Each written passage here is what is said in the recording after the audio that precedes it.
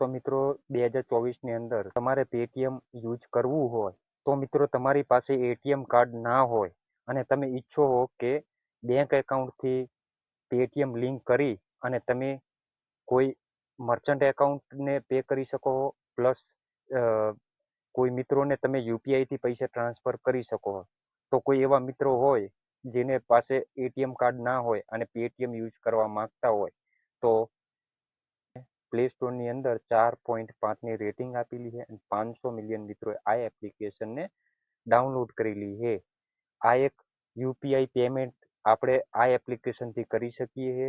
અને જે મિત્રો પાસે એટીએમ કાર્ડ ના હોય અને પેટીએમ યુઝ કરવા માંગતા હોય તો ઓપન લખેલું છે ને તેના ઉપર ટેપ કરશું તો મિત્રો આ રીતનું ઇન્ટરફેસ આવશે. તો પછી જે પ્રોફાઇલ્સ જે લખેલું છે ને તેના ઉપર ટેપ કરશું. આપણે કઈ રીતનું તમારી પાસે જો એટીએમ કાર્ડ ના હોય તો કેવી રીતે બેંકથી પેટીએમને લિંક કરવું તે વિશે છે. તો પ્રોફાઇલ્સ ઉપર ટેપ કરશું. ચલો,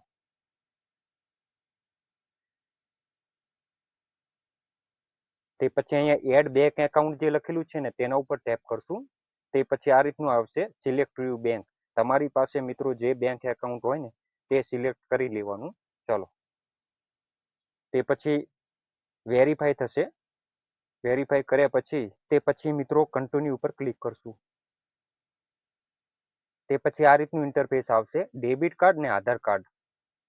તો મિત્રો આપણે અહીંથી ડેબિટ કાર્ડથી પણ પેટીએમને યુઝ કરી શકીએ છીએ અને આધાર કાર્ડથી પણ યુઝ કરી શકીએ છીએ. તો મિત્રો આધાર કાર્ડ ઉપર ટેપ કરશું. તે પછી પ્રોસીડ ઉપર ક્લિક કરશું.